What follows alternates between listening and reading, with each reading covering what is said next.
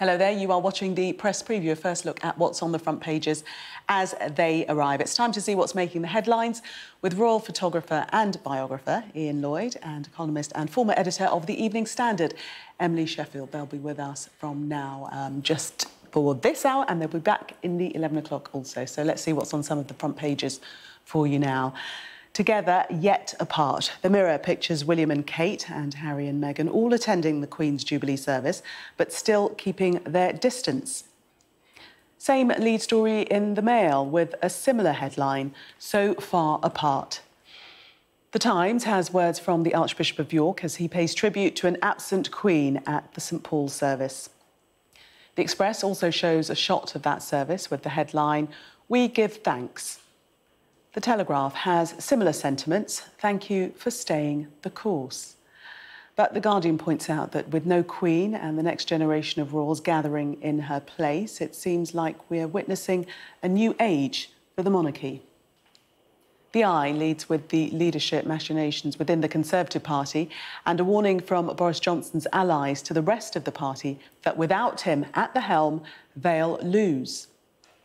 The Financial Times reports a multi-million-pound lawsuit has been filed against administrators of the collapsed Woodford Stock Market Fund to try to recoup money lost by investors.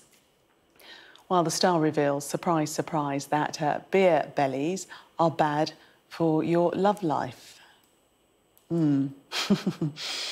And a reminder that by scanning the QR code you'll see on screen during the programme, you can check out the front pages of tomorrow's newspapers while you watch us. And joining me tonight, Lloyd and Emily Sheffield. Welcome to you both. Let's start with the Express, their front page and that headliner, "We give thanks," in reference to the service today. Let's start with Emily. Well, I think this cover is wonderful because it really focuses on what a celebratory day this was. And although the Queen was not there, I think she would have been absolutely delighted to watch because the Archbishop of York gave a wonderful speech, which very much referenced her love of racing. And of course, she's also having to miss the Derby tomorrow, which I'm sure will be a huge sadness to her, although she doesn't have any horses of her own racing. But I think there were so many wonderful elements in that speech, which was the reference to her staying the course. I mean, she's 96. And that she's still in the saddle, and also referencing that there's still more to come. And that, of course, we hope that he's referencing that she will appear again at these Jubilee celebrations, but also that she's still very much there and putting a buoyant note on what, of course, an awful lot of us are thinking is that she is 96 and the royal family are in a moment of transition. Yes, the service, a wonderful representation of the 2,000-strong congregation celebrating the Queen and, as you say, her staying the course, Ian. Yeah, and the speech actually reminded me of the one that she gave when Charles and Camilla got married in 2005, and they had a reception, and everybody was a little bit on edge about still about Camilla joining. And the Queen, it was the day of the Grand National, and the Queen made this speech, and she said about Charles and Camilla, they like the Grand National, they've gone through the difficult fences like the Chair and Beecher's Brook, and Charles had brought his Camilla into the winner's enclosure, and it brought the house down. And Camilla said at that moment she felt she was part of the family. So those speeches are horse-related, are very much attuned, very much perfect, I think, for our equine-loving monarch, you know. Yes, and the photo on the front of the Daily Telegraph, that procession with the Prince of Wales leading the way there, and that's really a physical representation of the next stage of the monarchy. Emily. Yes, I mean, we are in a moment of transition because the fact is Prince Charles has already taken over a number of her duties in the last few weeks, and he was representing her today. And the focus was very much on Prince Charles and his son and the two wives, those four working together, which I can see as a plan for the royal family is a good one because you've got various generations represented there, which will be a very broad appeal because the Queen, of course, is incredibly loved.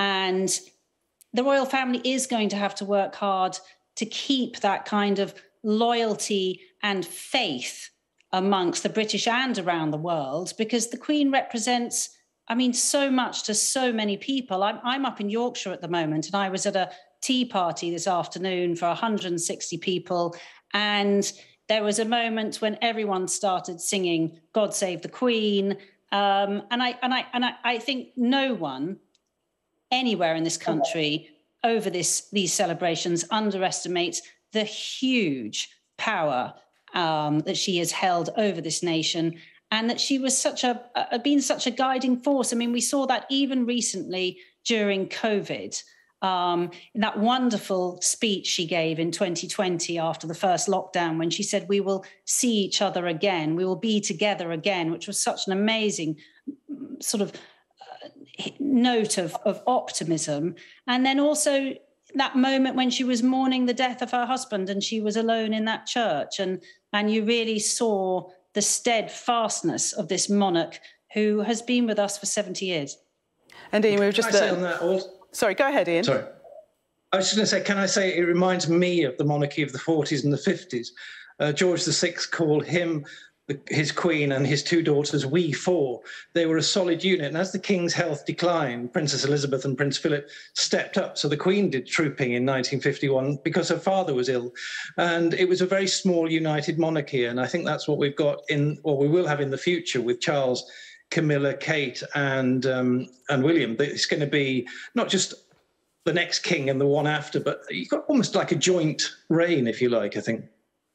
And Emily, you mentioned that she's much loved in Britain, but also we mustn't forget that she's also the head of the Commonwealth and is also their queen. And we saw on Thursday with the lighting of the beacons across the Commonwealth that she's much loved all over the world.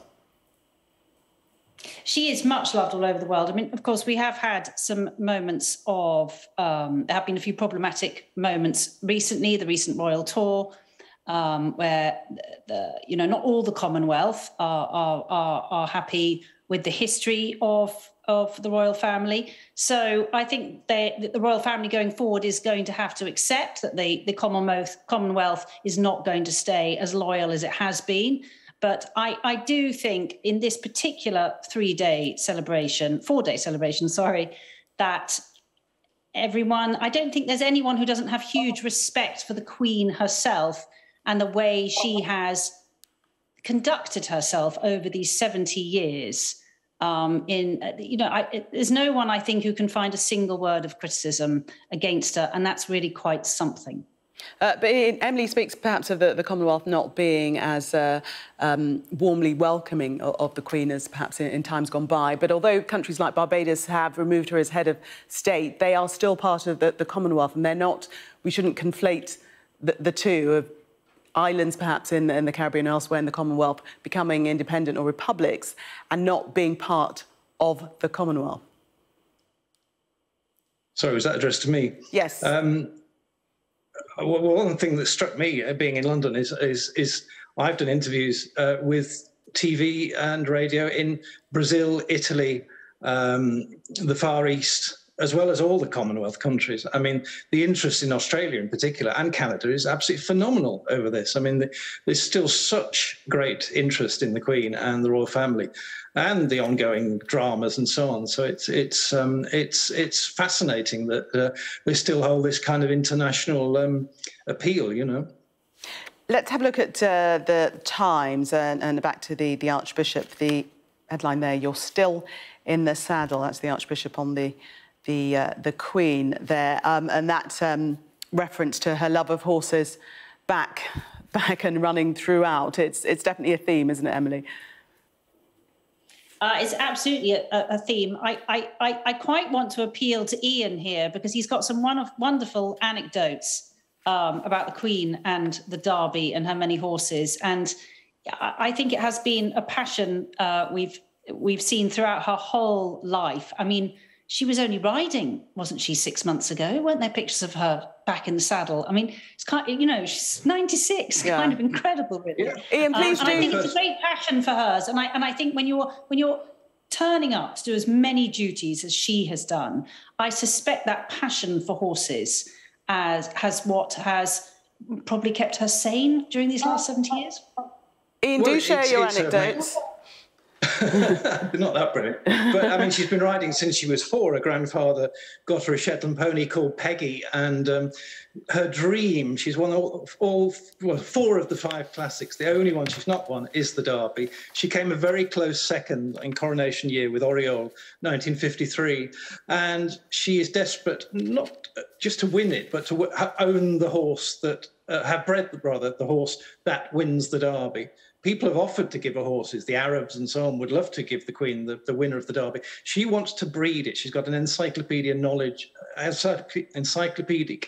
of horse breeding, and that's her big aim, is to win that race. And it's such a shame this year, of all years, she can't be there and also have a runner. Yes, indeed. Emily, quickly, let's have a look at the Mirror. Their headline, Together Yet Apart, and they're talking about Harry and William. Yes, I mean, that was with Meghan and Harry turning up to a royal event for the first time in 2 years. There was no way this was not going to draw some attention. I think Harry and Meghan, I suspect, were quite nervous about turning up. And I think that the cheers as they entered into the church should perhaps speak to the fact that the Sussexes do have their fans still in this country, even if certain elements of the media would like to paint it that they are widely loathed. And the way they are sat, I think, very much reflects the fact that they have stepped back from royal duties. So they are sitting in the absolute correct place. And the royal family, and the Queen in particular, as we know, is a massive stickler for protocol. I don't know whether the brothers are speaking. I mean, it's Lilibut's first birthday tomorrow. We've heard rumours that the Queen will be attending and meeting her granddaughter for the first time. And I think most of the nation, we're all from families. And I think most of us know that a breakup in the middle of a family is not a pleasant thing. And I think most people would like to see Harry and Will's fix their relationship, because they were very close and they both lost a mother. So I would hope that over this weekend it will be a huge opportunity for rapprochement.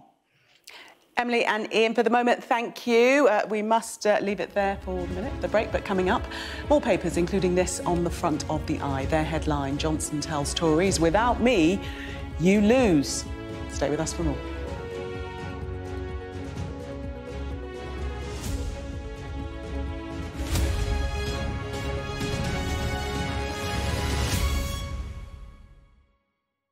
Welcome back. You're watching the press preview. Still with me, Royal Photographer and Biographer Ian Lloyd, and columnist and former editor of the Evening Standard, Emily Sheffield. Welcome back to both of you. Let's have a look at the Eye.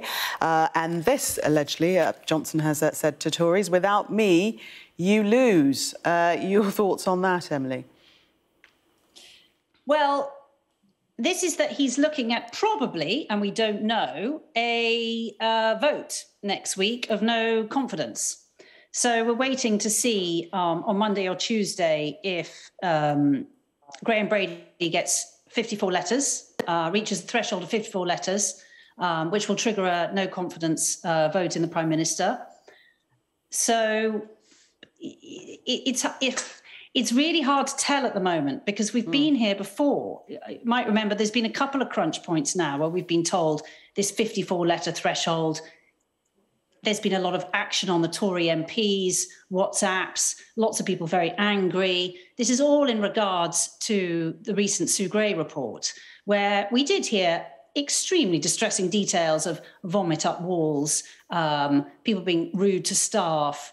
And I think this has resonated with a lot of voters across the country. And what will be interesting, I think, is how many MPs are hearing from their constituents this weekend. And that's quite hard to tell, actually, at the moment, because everyone's in the middle of celebrating the Queen. Are they going to be complaining to their MP? It's also a very mixed group of MPs. So as much as Boris Johnson and his allies want to say this is the sort of Ramonas and his old enemies coming at him. Actually, when you look at the broad spectrum of the 48 who have already voiced their disapproval and unhappiness in various ways with Boris Johnson, it's in fact an incredibly mixed group, which is both going to be a positive and a problem for Boris Johnson. Well, Ian, we saw royal fans outside St Paul's booing the Prime Minister when he arrived for the Platinum Jubilee service, but his supporters are insisting that the Conservatives simply can't win without him. Are they right? I honestly wonder, to be honest, from a royal angle, I honestly wonder what the Queen thinks of him, because, I mean, you look at that image of her at Prince Philip's funeral, isolated, not having her family around her and following the rules. That's what she's always done, and that was in her training, in her psyche. She's put duty first on all occasions, and her heart must sink when she thinks this is the first minister of the country that she's head of state, you know?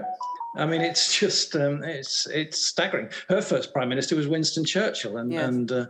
You know, you can't imagine him doing anything like that. You know, it's just how she must feel that the morals have eroded over the years, and we're in this kind of situation. I mean, I think it's staggering. Yeah, you mentioned Winston Churchill, a hero of Boris Johnson's, actually. Let's have a look quickly at the Financial Times and the price of a pint set to skyrocket to £8, Emily. Yes, this is going to be very distressing for Londoners, especially as we've got late opening times this weekend. Tomorrow night and tonight, I think, opening till 1 a.m. I'm not entirely sure of that fact, but I believe we do have some late opening times for people to celebrate the Jubilee, and people are going to be paying up to a maximum of over £8 for a pint. I would like to stress this is a maximum. There are still some places I'm sure you can get a cheaper pint, and this is to do two things really. Ingredient costs are up by 10%, which is a lot to do with the war in Ukraine. And also wage inflation is at 7%. So that is putting the price up between 12 and 13%. OK. So, I mean, £80, that's... Yes. I remember not long ago paying that for a cocktail, not a pint. But just to say, across the country, the average price of a pint was £3.95. So just to give some balance there. Ian and Emily, thank you so much for joining us. We'll see you in the next hour.